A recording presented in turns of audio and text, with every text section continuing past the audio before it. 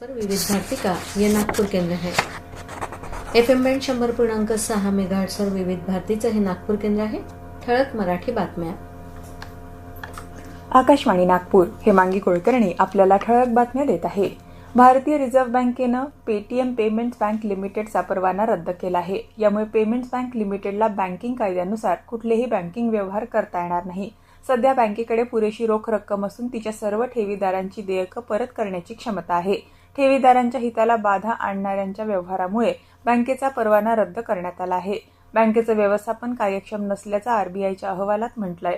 11 मार्च 2022 पासून payments bank लिमिटेडला नवीन ग्राहक नोंदणी थांबवण्याचे निर्देश देण्यात आले होते। त्यानंतरही दोनदा बँकेवर निर्बंध लादण्यात आले।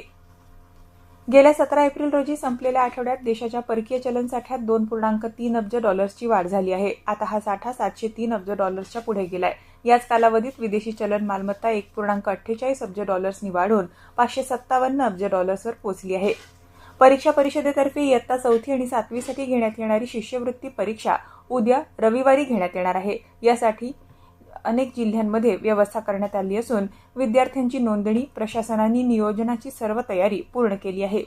महालक्ष्मी वेलफेअर सोसायटी आणि इला हायरिंग टेक्नॉलॉजी यांच्या संयुक्त विद्यमानं निशुल्क रोजगार मेळाव्याचं आयोजन आकाशवाणी चौकाजवळील स्वागत लॉन इथं करण्यात आलंय। महालक्ष्मी वेलफेअर सोसायटीचे अध्यक्ष केतन विकास ठाकरे या कार्यक्रमाचे आयोजक असून नगरसेवक अभिजित यांचं त्याला सहकार्य लाभलं आहे।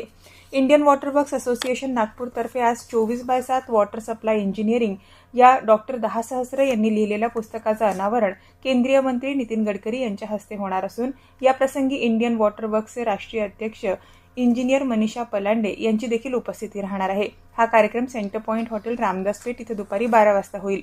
भारत आणि दक्षिण आफ्रिका महिला संघांमधील 5 सामन्यांच्या मालिकेतला चौथा सामना आज जोहान्सबर्ग इथं खेळला जाणार आहे। भारतीय वेळेनुसार रात्री 9:30 वाजता या सामन्याला सुरुवात होईल। यजमान दक्षिण आफ्रिकेनं मालिकेत 3-0 अशी विजयी आघाडी घेतली असून भारतीय संघ आज विजयाचं खातं उघडण्यासाठी मैदानात उतरेल। IPL स्पर्धेत आज दिल्ली कॅपिटल्स आणि पंजाब किंग्स यांच्यात लढत होणार आहे। दिल्लीत हा सामना दुपारी 3:30 वाजता सुरू होईल। दुसऱ्या सामन्यात जयपूरमध्ये संध्याकाळी 7:30 वाजता राजस्थान रॉयल्स आणि सनरायझर्स हैदराबाद हे संघ आमने-सामने येतील।